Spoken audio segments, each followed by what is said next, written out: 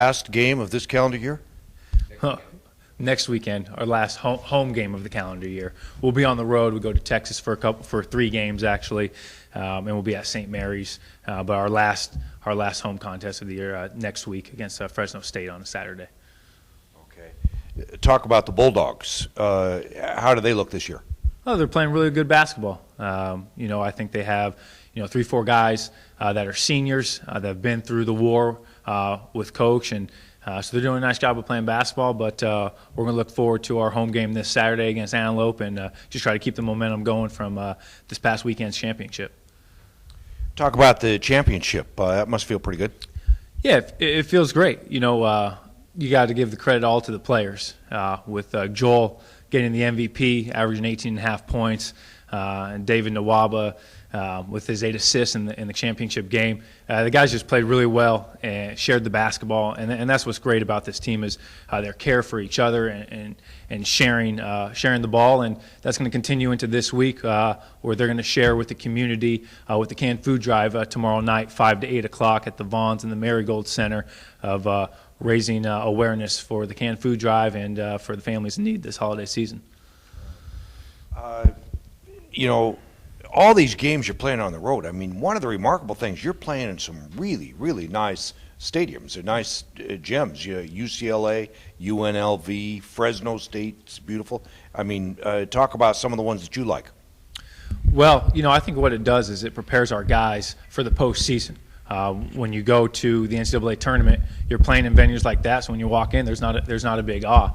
So, yeah, all those places are great to play in. I think it really just prepares our team for where they want to go. And that's getting back to the NCAA tournament and being able to be prepared for when you do play in those big arenas and those big crowds. And it's a lot of fun to travel the country and play these good teams.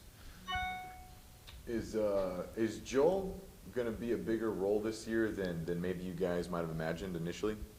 No, I think Joel, this is his 5th year. There's a lot of expectations for him because he has the great ability. He's not averaging 18 points by accident right now.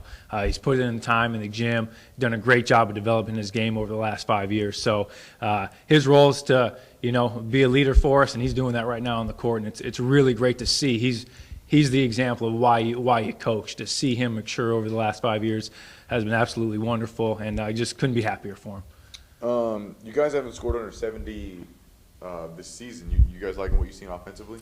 Yeah, it's a new style. We're getting out, we're running, a lot of stuff in fast break and in transition. And again, goes back to the guys being able to do it and willing to do it, buying in and pushing the basketball. And hey, our shooters are letting it fly, and right now it's working out well for us and something that we can continue to have success with. Defensively, you guys are giving up a little bit more points than you'd like to. Sure. What would you like to see change there? Well, I think part of that is just going to be the amount of possessions that you have. 1, with the lower shot clock. 2, with our style of play. There's just more possessions that we're defending.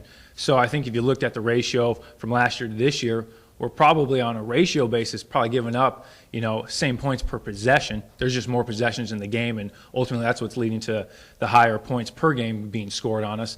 But we'll sure some things up. But I think this last weekend with the 2 games that we won, we started to show some toughness on defense and make some things tough with changing defenses on teams. 12 turnovers a game. Is that just because it's the beginning of the season, you guys are adjusting to the offense, or is it that maybe you guys are moving a little bit too fast?